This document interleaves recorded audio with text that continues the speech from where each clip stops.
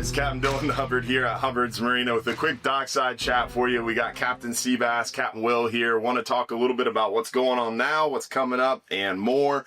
Definitely super excited. We got lots of new YouTube content coming out, so make sure you subscribe on YouTube and stay tuned for what's going on here in Central West Florida at Hubbard's Marina. Outside of fish famous Johns Pass, I mean, you guys have been doing really well out there. We're at the tail end of our red snapper chaos. We still have a lot of red snapper season ahead, but now we're in a slower time. Kids going back to school, lighter loads.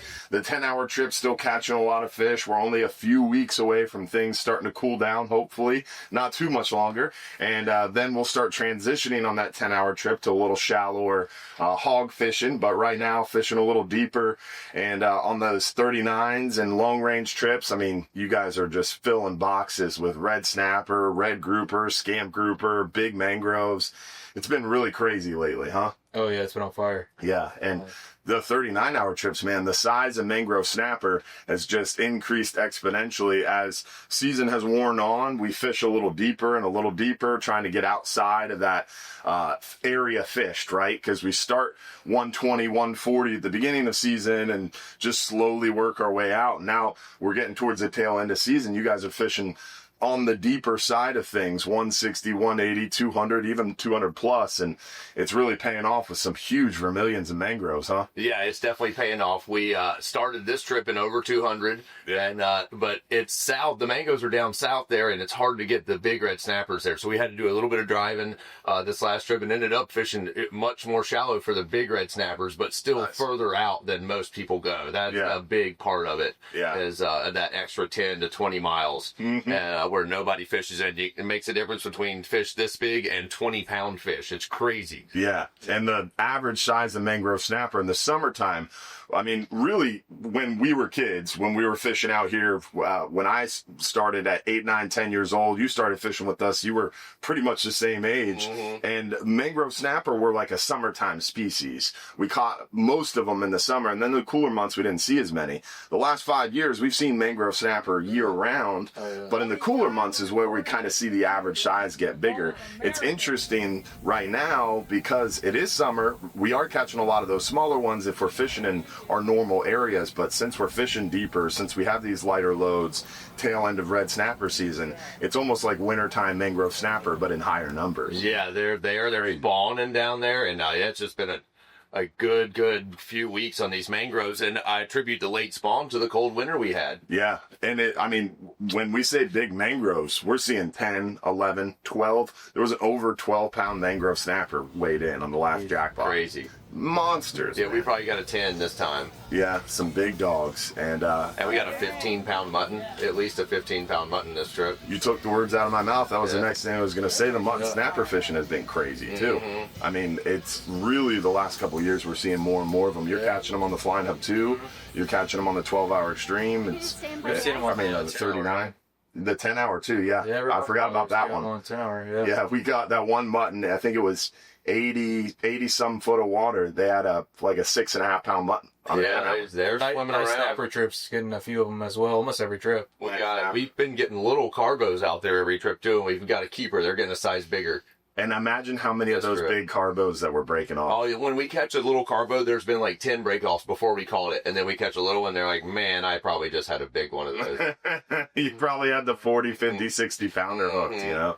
Yeah, they are a big, aggressive fish, and if you don't get him in the right spot, if he's near the rock when he bites you, he's going to break you off a lot of times. Even these red snapper, we hit a red snapper spot where they were breaking people off and getting them in the bottom like grouper. I had one that rocked me up twice. That's crazy. And got it out 2 different times and got it, and it was a giant. Giant red snapper, rocking you up like a grouper. Yeah. They're probably learning. Yeah, I watched the stern. We caught one, and a guy's horsing one, and I'm like, stop, and horsing it, lost the second one, and then we had like 3 more break-offs right there, and the one we caught was a 20-pounder, and you know it was red snappers and not groupers. They just go right under it. Crazy. Yeah. They're fishing, or they're in such large structure, they have that ability to still kind of rock you up like a grouper would, even though they're not going in those smaller holes, all that big relief, they have plenty of area to break you off. off. It could be a cave down there even in the bottom, you know? Yeah. Those snapper love caves.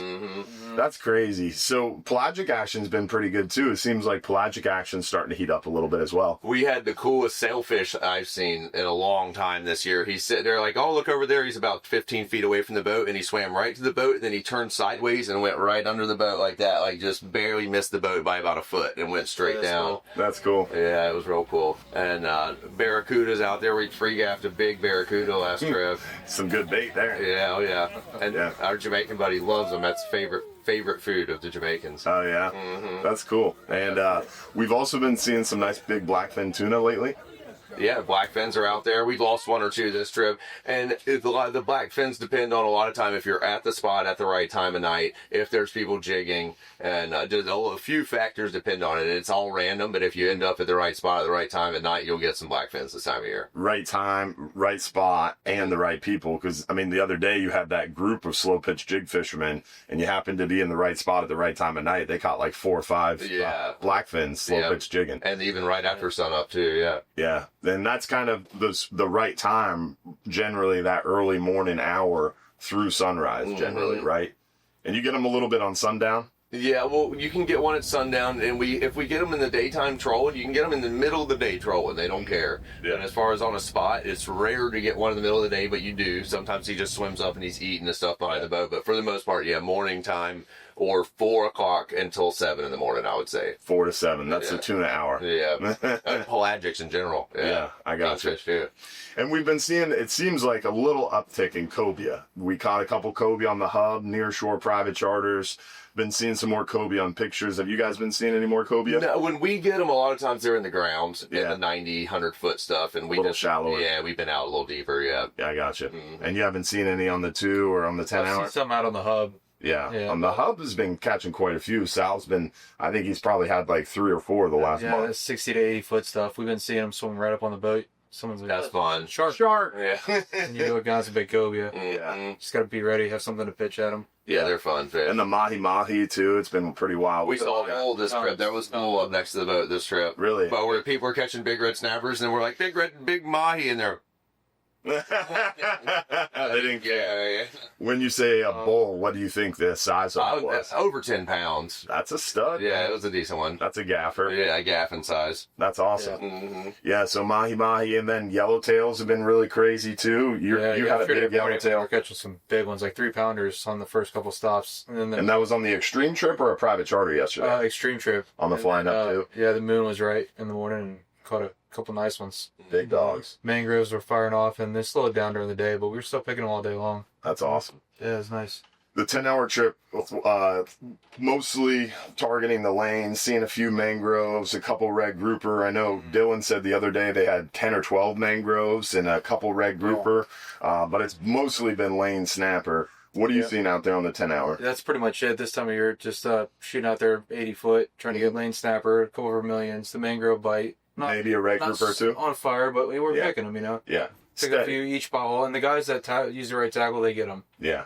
And I think more experienced anglers going out there on the 10-hour and targeting those mangroves 100%. With that 20, 30-pound test, really 30-pound test, double snell, like 4/0 and that small chunk of thread fin. Yeah. I mean, they can really hammer the mangroves. We just don't have the people targeting. String. Yeah, limiting out with the 10 a single day limit. That one kid, Alex, that was in our regulars club, he would go out there on the 10-hour and limit out almost every time he went. Yeah. Fishing just super light knocker rig and a small chunk of small chunk of thread. This fish can see, so you scale down and you catch them. Yeah, it definitely works. I think you can do it for sure. Yeah. Anything else you guys want to add? Just a good time of year right now. A lot of times we get into the summertime doldrums, and knock on wood, that hasn't occurred yet at all. Yeah, for sure. And it's been pretty steady through this year. And it's not hot out there yet either, you know. And the loads are slacking off here. We got kids are going back to school, but the fishing's still hot out there, you know. And it's hot onshore, what Will's talking about. It's hot as hell onshore, but offshore it's not hot yet because of the sea surface temperatures. Yeah. You got to dress for the water temperature in the winter. In the summertime, it's vice versa. It helps us out there in the middle of the Gulf where we're fishing. Not the middle, but pretty far out in the Gulf. it's actually cooler on the water than it is on land. Absolutely, and we're getting a breeze. Like yesterday, you could stand in the sun and not be sweating. Yeah. Out and about. Yeah, because when he said that, it sounded silly to me. Yeah. But it makes sense. Yeah, no. And it's nice out there right now, and it should stay like that, hopefully. I mean, the sea surface temperatures on the Gulf haven't been too crazy, so hopefully we continue to see the hot fishing, the nice weather, and catch them up. Yeah. Yes, sir. Let's do it. Don't forget, every Sunday night, 7:30 p.m., you get a chance to win $1,500 in free trips by checking out our live stream show. Also, don't forget to subscribe. Drop a comment below on what you want to see in future videos. Don't forget to like the video and tell your friends about Hubbard's Marina. And don't forget, if you're too busy to go fishing, you're just too darn busy.